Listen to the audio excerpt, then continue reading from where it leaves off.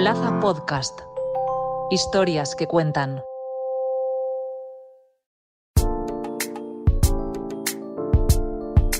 Hablemos de protocolo con Leticia Valera. ¿Qué tal estáis, chicas y chicos? Hoy estoy muy contenta de estar con vosotras y con todos vosotros porque vamos a hablar de un tema muy interesante como es la moda. Así como lo oís, la moda que se puso de moda. A mí me gustaría dedicarle tiempo a este tema, así que vamos a desarrollarlo poco a poco en otros podcasts, ¿vale? Porque sobre todo ahora, en estos tiempos que estamos empezando a vivir, que llamamos la nueva normalidad, la moda toma un papel muy importante, puesto que es la segunda industria más contaminante.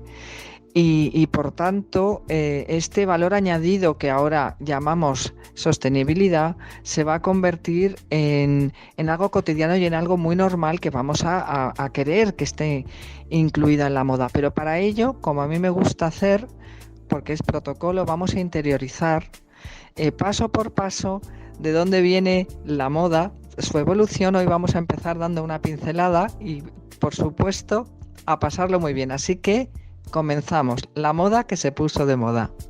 Ya lo hemos visto en otras ocasiones y sabemos que la moda es la expresión de su tiempo.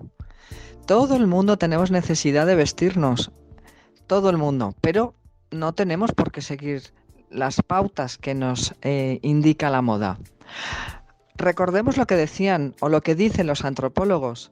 Empezó siendo una necesidad porque teníamos frío y se convirtió en nuestra segunda piel y poco a poco ha sufrido una evolución.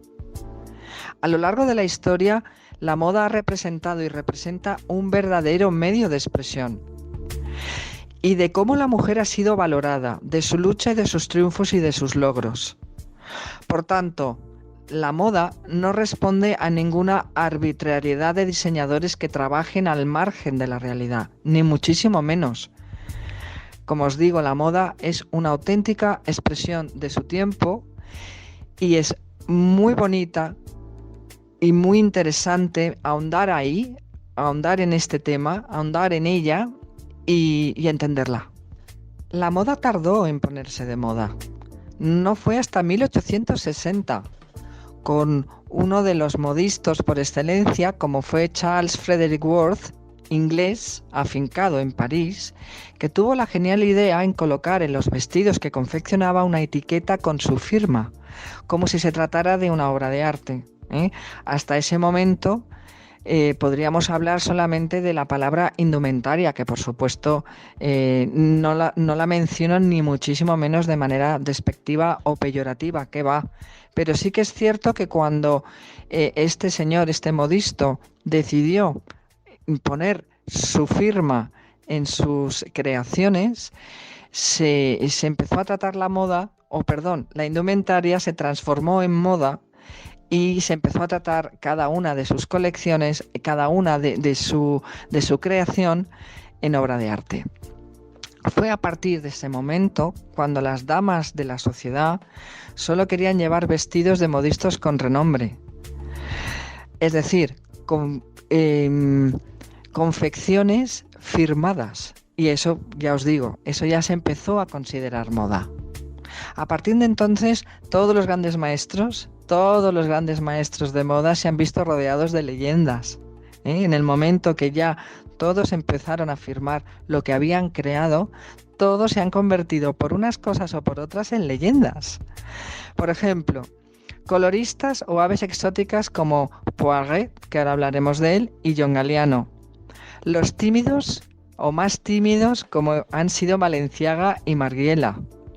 La gran sensibilidad artística de Dior y de Saint Laurent, o los más pragmáticos como un Chanel o Armani. Pero fijaos, independientemente, unos han preferido centrarse más en lo que es el oficio, ¿vale? Otros en lo que es una confección basada en que fuese una obra de arte, o otros que sobre todo han sido verdaderos agentes comerciales. Todos ellos han luchado por expresar su idea de perfección y eso es muy bonito. Y llegamos al año 1900, momento clave en la historia de la moda a raíz de la Exposición Universal de París, porque por primera vez se hizo un pabellón dedicado a la moda y se llamaba el Pabellón de la Elegancia. Fijaos qué bonito. Fue la aparición triunfal de la alta costura. Evidentemente se expuso a nivel internacional. Y además fue el punto de inflexión en que la moda empezó a disfrutarse tanto por hombres como por mujeres. La moda en realidad, a partir de ahí, de la Exposición Universal de 1900, toma protagonismo. Y fue entonces, ahí estamos, cuando empezó a considerarse como un verdadero vehículo de expresión, ¿eh? Y volvemos otra vez al modisto de referencia, a Charles Worth, que vestía a la alta sociedad y a estrellas de los escenarios como Sarah Bernhardt, que fue el elegido o digamos el máximo representante de ese pabellón y aclamado por la crítica. En cualquier caso, París ya desde el siglo XVIII era considerada como el centro de moda internacional, afianzándose en la Exposición Universal, ¿vale? Y como fue muy consciente pronto de la influencia que tenía en el mundo y que muchos empezaban a imitar la moda de París, se creó la Cámara de Costura Parisiense, en la que se empezó a velar sobre todo por los derechos de cada autor, o sea, de cada modisto. No cabía duda, no cabía ninguna duda. En el mundo entero, la moda no podía más que llegar a través de París.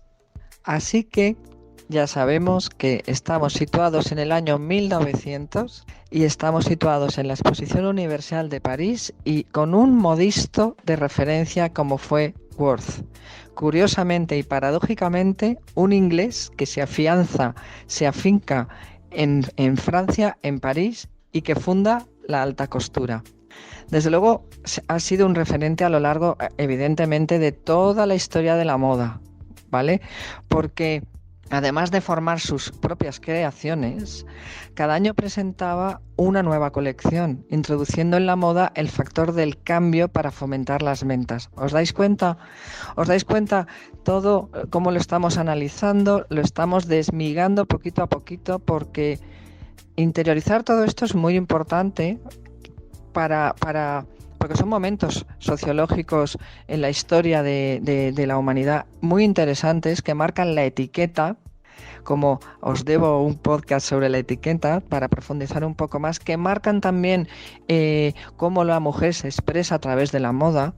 Y bueno, y también lo que os he comentado al principio del podcast, que estamos en un tiempo en el que la moda va a jugar un papel muy importante porque la sostenibilidad se va a expresar a través de ella. Entonces, hasta que lleguemos ahí, que os prometo que será pronto, poquito a poquito en varios podcasts, hasta que lleguemos ahí nos vamos a ir dando cuenta de la evolución y por qué estamos llegando ahí. Pues seguimos con Worth. Sabemos que fue un modisto que marcó un momento muy muy importante en la historia de la moda. Sabemos que introdujo el factor de cambio para fomentar ventas a través de la creación de líneas de moda o colecciones. Sabemos que fue el primero en firmarlas con esas etiquetas, fue el primero en utilizar las etiquetas y sabemos que él tampoco innovó mucho a la hora de hacer creaciones porque sí que suavizó la famosa figura o silueta del reloj de arena, pero siguió utilizando el corsé y podría decirse que hasta lo afianzó. Todas estas formas provenientes del siglo XVIII, o sea que él no innovó nada, suavizó. Sin embargo, en su atelier de París solo recibía a las damas, a las artistas, a las aristócratas, pero no dejaba entrar a las damas de compañía o las señoritas de compañía, que curiosamente eran las que llevaban la tendencia en la moda, las que de verdad podían expresarse más, no estaban tan encorsetadas como propiamente dice la palabra, y son las que transmitían ya muchas cosas que Worth no quería ver. Y lo que son las cosas de la vida, justo enfrente del atelier de Wolf se instaló Paul Poiret, que fue mucho más audaz. Fue mucho más audaz porque sí que abrió las puertas a todo tipo de mujeres que le mostraron un mundo diferente y le convirtieron en el primer diseñador. Así pues, desapareció el corsé y la Belle Époque, con Poiret, también desapareció. Esa maravillosa época llegó a su fin. Se inventó una nueva silueta, denominada la silueta trapecio, que más tarde se utilizaría en los años 60. Fue el primero en diseñar telas y sacó hasta su propio perfume. Impresionante. Y como curiosidad os diré que cambió las medias negras por las medias de color. Muy curioso, ¿verdad? Y además es que estaban uno enfrente del otro. Qué curioso, ¿eh? Del modisto al diseñador, de la época antigua a la época ya revolucionaria, abierta. A todas las mujeres que quisieran entrar y le pusieran delante de él formas de vida, formas de expresarse diferentes a través de cómo iban vestidas y por tanto a través de la moda. Un momento histórico sin duda alguna, socialmente hablando. Y aquí nos quedamos. Os dejo aquí en la antesala de la Primera Guerra Mundial. Ahí os dejo, porque a partir de ahí hay una evolución muy, muy interesante que iremos, como os he comentado, poco a poco analizando, porque vamos a interiorizar todo este mundo de expresión que en protocolo se puede ver reflejado a través de la etiqueta, que también hablaremos de ello, ya os he dicho. Y sobre todo nos va a situar en el tiempo actual en el que la sostenibilidad se va a expresar a través de la moda. Y ahí tenemos que estar también, porque, como siempre decimos, el protocolo es la forma de relacionarnos unos con otros. Y a través de la moda, a través de la indumentaria, de la expresión corporal, se dicen muchas cosas.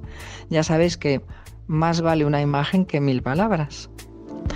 Chicas y chicos, me ha encantado estar con todas vosotras y con todos vosotros y espero que nos veamos muy pronto. Mejor dicho, que nos hablemos muy pronto. Así que hasta la semana que viene. Un abrazo.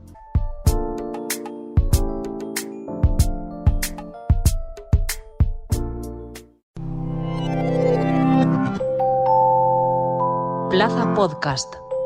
Historias que cuentan.